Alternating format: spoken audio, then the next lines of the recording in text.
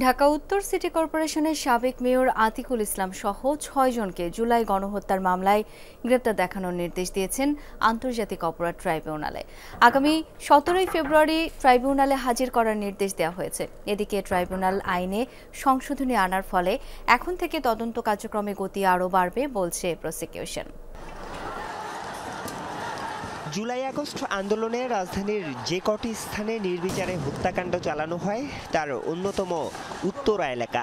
Video ফুটেজে আইনশৃঙ্খলা বাহিনীর পাশাপাশি গুলি চালাতে দেখা যায় আওয়ামী লীগ নেতাকর্মীদেরও। উত্তরায় চালানো গণহত্যার মামলায় মঙ্গলবার উত্তর সিটির সাবেক মেয়র আতিকুল ইসলামকে হাজির করার নির্দেশ দেন আন্তর্জাতিক অপরাধ ট্রাইব্যুনাল। একই সাথে হাজিরের নির্দেশ দেয়া হয় ভিডিও ফুটেজ দেখে চিহ্নিত ৫ আওয়ামী লীগ নেতাকর্মীকেও। ঢাকা উত্তরে প্রায় ২০০ লোক নিহত হয়েছে। মেয়র আতিকুল ইসলাম একজন নির্দেশদাতা হিসেবে তিনি ভূমিকা পালন করেছেন এবং অন্যান্য যে নামগুলো বলেছি তারা সরাসরি ঘটনাস্থলে থেকে নির্দেশনা দিয়েছেন।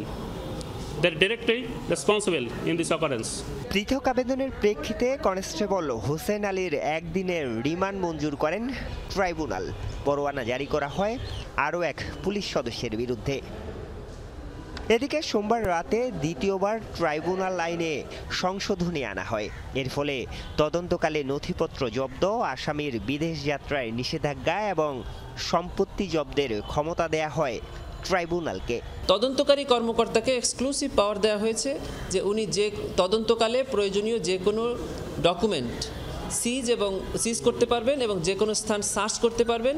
ট্রাইব্যুনালের ক্ষমতা দেওয়া হয়েছে যে আসামির সম্পত্তি এটি ভিকটিম অথবা রাষ্ট্রকে প্রদান করা হবে এবং বিদেশ যাত্রায় তাদের ব্যাপারে ট্রাইব্যুনাল যে কোনো সিদ্ধান্ত দিতে পারে। সেই সংশোধনীয় এই নতুন অ্যামেন্ডমেন্টে আনা হয়েছে। জুলাই হত্যাকাণ্ডের বিচারে ট্রাইব্যুনালের কার্যক্রম শুরুর পর এখন পর্যন্ত ১৮ মামলায় পরোয়ানা জারি করা হলো ১২২ জনের বিরুদ্ধে। আরিফুর রহমান সবুজ, যমুনা নিউজ, ঢাকা।